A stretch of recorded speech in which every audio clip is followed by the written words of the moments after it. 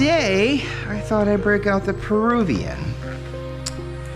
Because, to be honest, the only thing I have left is that Jamaican Me Crazy, and that was great yesterday, but boy, I think it might be high time to get back to normal coffee for a little bit, because when that other 5 coffees come next week, it's going to be another taste landslide, overwhelming the senses for the most part. So going back to the roots, going back to that's 33 grams. We'll live with that. Going back to normal.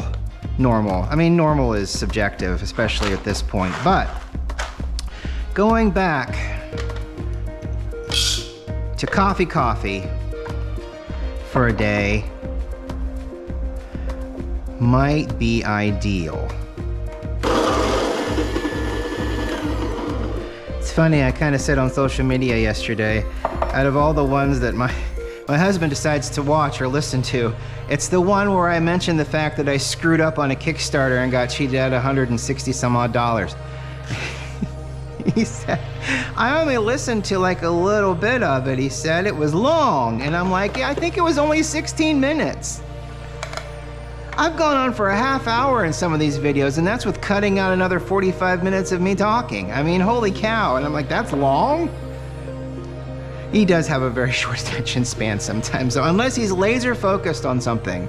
And it's like when he bought his Volvo C30, laser focused. This is the car that I want. I've researched what I would like to have, and I found the Volvo C30, and I think it was a 2009, so it was like the first or second model year of the C30. It's a Volvo, very short car. It's adorable. It had the coolest hatchback. They don't make them anymore, unfortunately, but it had the coolest hatchback. It was all just a glass. It was just a glass back end. And then the taillights were neat, but the unfortunate part about the taillights is that they were those Volvo taillights, because the brake lights stopped at a certain point, and then the reflectors went all the way up a little further, and if those lit up, it would have been the coolest thing ever. But it was a great little car. I think he had 130,000 miles on it when he sold it to one of his coworkers' younger brothers to run the wheels off of, because they needed a reliable car, and it was still a reliable car. It was just getting up in mileage, and he was wanting something new, just like, we all do.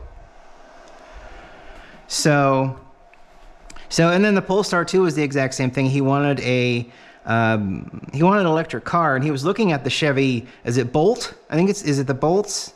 I think the Volts are the ones that are the hybrids, and then the Bolts are the ones that are the electric. And he was looking at them at the time when they were exploding in people's garages. So he kind of moved away from the Bolt. The Polestar 2 is, of course, based off of Volvo, the chassis of the Volvo. And since Volvos are reliable, and the Polestar 2 used to be, I think it still is, but it also used to be their performance brand. So if you saw like a Polestar, I forget what their sedans, their numbering scheme is as weird as BMW's sometimes, and as weird as Mercedes is sometimes. But it was with the sedan number, and you could have them in like a Polestar red, and then it would like have R in the front of it, and then the engine would be a little upgraded, and it'd be a turbo something better or whatever. More performance-y. But now the Polestar brand is electric vehicles, and they did the Polestar 1, which I think it was a 2-door. They no longer sell that, but they're still selling the 2s. They've just come out with the 3s not very long ago, and then the 4s will be out next year for test driving at the very least. So we're pretty excited about that. So, I mean, but he's laser focused on things when he wants to be, and kind of scattered sometimes when he's not, which is fine. He doesn't have to concentrate on everything I do. It would probably be best if he did some days. But so yeah, it was really funny, and I was so sad. I still am, but it was sad when we found out when it came to light that it was a scam, because first of all, it looked like a really cool grinder, but then again, and then they even had videos of it working. Which means it was probably some nice looking brand in China that they just filmed for the funsies and just to make everything look legit, you know. I was going to do a coffee unboxing. We're going to use it for the first time, use all the settings. That was going to be my 45-minute production of an unboxing, and doing the whole thing where I phase this grinder out and bring the new grinder in, and I was so excited. And then so I was so excited about that. It would have been fun. But it's okay. It's all right. It's a lesson learned. No one was harmed. So, I mean, I'm just out $169. So, oh well. I guess life will continue on, at least for a little while longer. We shall see. I don't really have anything else really to talk about, surprisingly. It's been a week already. It's already November 7th. Well, I mean, I know none of you care deeply about any of this, so it's just to say none of you are going to care, but that's not necessarily true, but it's not necessarily false either. I'm going to a new dentist, and I've decided to, for a couple of reasons. One, the practical reason. Since I've switched insurances to Matt's, I'm out of network at my current dentist, which means every teeth cleaning comes with a price tag associated. So unfortunately, that's been happening for far too long. I should have stopped going the minute the first cleaning came back with a cost associated to it. I really should have, but I'm a loyal human being, you know. And I don't think it's pattern based, because quite frankly, driving from here all the way down to the OSU medical campus downtown, and then navigating that parking garage and then going to the dental faculty practice there, is harrowing at best. I don't like the drive. I hate driving around the OSU campus area. I'm not a downtown person at all. And that drive, the drive down there is just bad. It was bad enough when I was working at MI Financial, even though it was at Easton, and it wasn't very far. It was a straight shot basically down 670 to the OSU medical campus. That's too much. Hopefully it's not too much for that cup. We'll find out. Excitement. Finally, excitement. But the drive down there, I hated that. So it's not like it was a comfortable thing. And then it's going to the damn dentist. That's not comfortable at all. I would measure my blood pressure here prior to going, and it would be like a normal 127/68 or whatever. I would get down there, I would sit down in the chair, they would put the blood pressure cuff around my arm, and they would say, "Are you normally like a 170/90?" And I'm like, "No, I'm sitting in a dentist chair." So no, it wasn't anything about being comfortable. It was just, I'm just a very loyal individual. And I am very sentimental, and the idea of moving to something else frightens people like me. So this past week, I decided on my own, even though he was telling me I should start going to his dentist because they fully take the insurance. The insurance that we have is in network with his dentist. I'm just like, okay, all right, I'll just have to do it. And I had a balance that I had to pay that was from last year, and there are several reasons. One, it's the distance. It's a long drive. Two, it's the insurance. We're out of network. And three, the billing from the dental office is from the 1990s. They don't have any way to pay online. There is zero way to pay online at all. You can't book anything through an app like you can with the normal hospital down there. When I go to see my care provider at the hospital or at one of the satellites, which is where I go to one of the satellite hospitals, so I don't have to drive all the way down there. It's all through an app.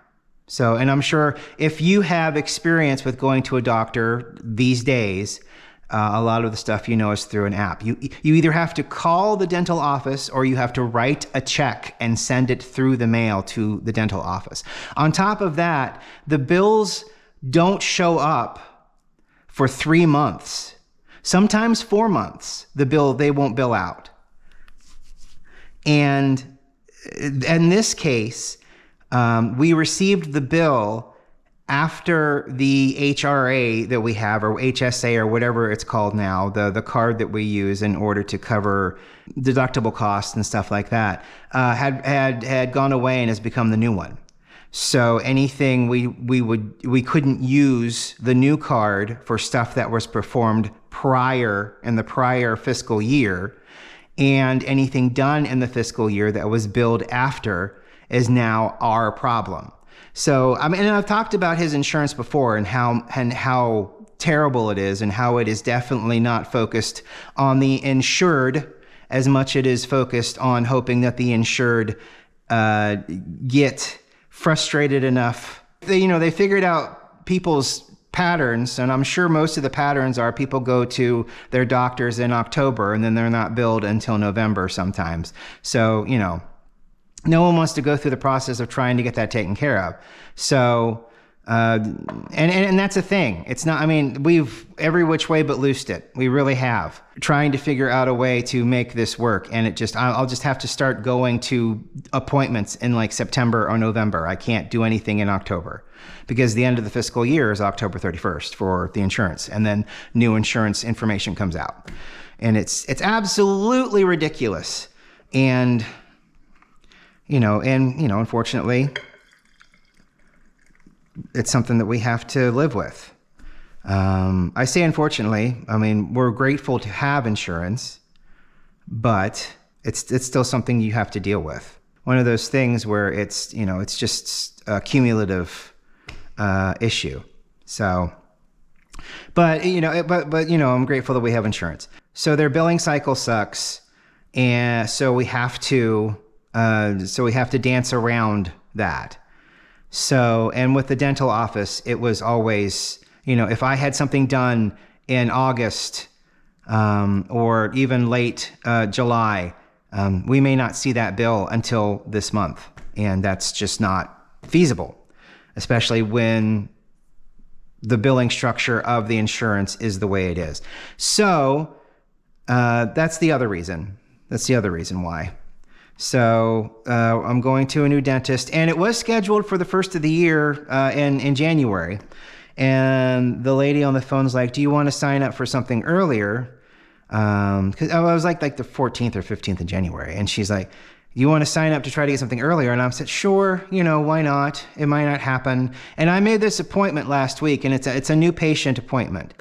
So she called yesterday. And she's like, "Hey, I got an opening on Friday." And I'm like, "Okay, well, let's do that then." So it's not only is it an earlier or later in the day appointment by like a half hour, but it's coming up on Friday. So, and that's, I guess, exciting. And it's closer. I won't have to go to downtown Columbus and mess with OSU campus and OSU Medical Center traffic. And those terrible parking garages. The parking garage you had to park in. Now, I will say, they do provide free parking for patients. Because you go in, and Campus Park is the bane of every individual that's not Campus Park's existence down there.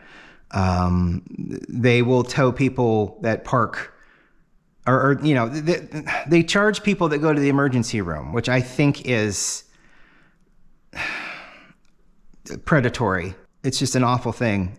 But the dental faculty practice, and probably the dental office in total, because a lot of people do go to the dental school. The dental school is an interesting place to walk through. I don't know if it's changed since they've moved to the new building. I know in the old building, when I went down, it looked like cattle stalls, and there were at least 5 dental students in a U shape around not only the doctor, but the patient the doctor was in the middle of the mouth of. And I just thought that looked way too intense and too scary for me. So I found the dental faculty practice where the faculty practices dentistry. So, and it was very easy. Sometimes you would get a student, but I will miss Dr. Pellegrina. I liked him very much. He was a very kind person. I won't miss the drive. So, but yeah, it's just the insurance and the drive and the navigating campus and those parking garages are awful. And, you know, the worst part is the past 2 times that I've gone, we've not gotten an alert that the particular parking garage that we parked in has been under construction both times. There have been people in there, and half of the parking is gone, like 3 floors of it. I think there's like 5 floors, and then they'll be working on 3 of those floors. It's one of those ones where it's like, it's stacked in like 4 or 5 floors, but they'll be deviated. So it'll be like a slight up and then a slight up and then a slight up. So, I mean, there'll be 5 tiers, but there's basically like 5 half tiers, I guess. I guess that's one way to put it. There might be an image in your head right now. I don't know. I can't control that. Although I can control the images in your head. A crocodile wearing a clown mask. Yeah, see, I did it. See how I can do that? Isn't that amazing? It's the power of the mind.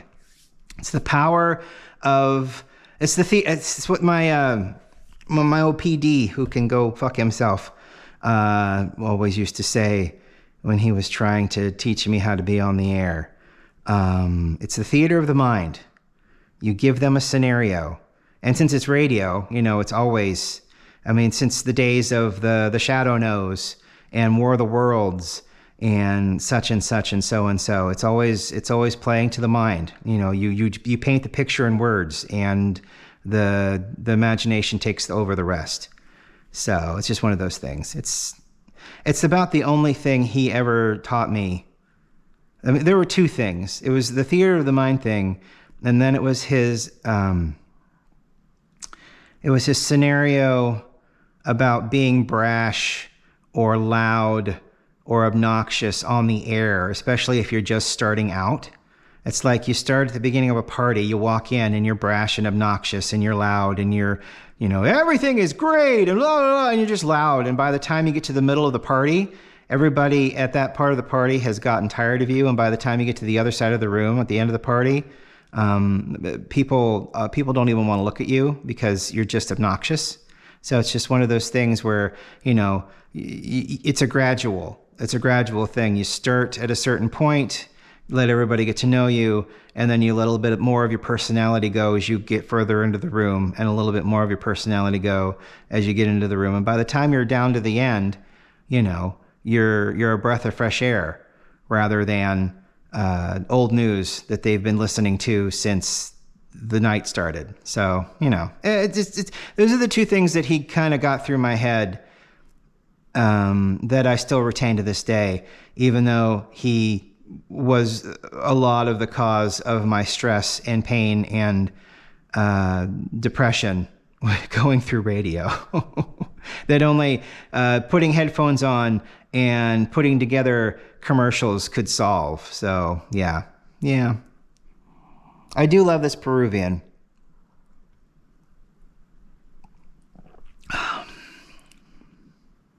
And it's really funny because after a couple of weeks of the flavored coffees, you know, you would think going back to like a plain coffee with nothing in it would be, nothing but coffee in it would be like disappointing, or this isn't flavorful enough for me. And it's just not the case. There's just something very creamy and not artificial about a good cup of just coffee. Oh, it's great. This Peruvian is really good, and it's unfortunate that we will probably never go back to New Smyrna ever again. It's too expensive to rent there to start with for the week that we would want to be there. And second, well, I think everybody's pretty much aware of what the second one is. We were pretty much done with Florida the last time we went down there. I think it was in March, and we're seeking out different places to go to visit.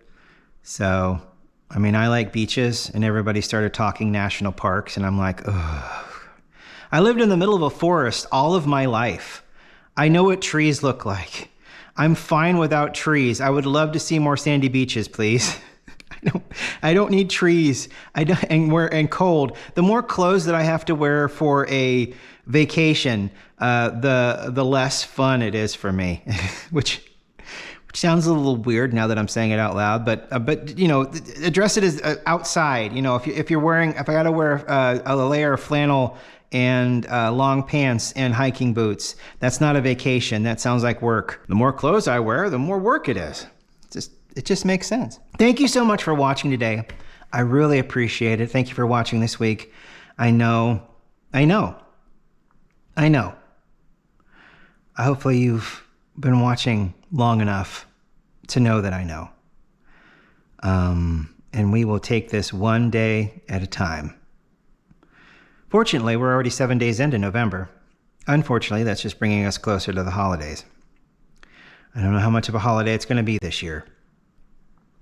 But we'll try. Just try, you know, just try. And if it takes an extra 10 minutes to get out of bed, it's fine. It's absolutely fine to take those 10 minutes. We will see you next week. I hope you have a wonderful weekend. Go get some Chinese food. Go get some pho. You know, go get some Vietnamese food. Go find the place that advertises hand-stretched noodles homemade. And go get some hand-stretched noodles in a big bowl of lamb broth or in beef broth or whatever. You know, just go to a Venezuelan restaurant. Go to a Haitian restaurant. That sounds like fun. Go to a Korean fried chicken restaurant. Oh my gosh.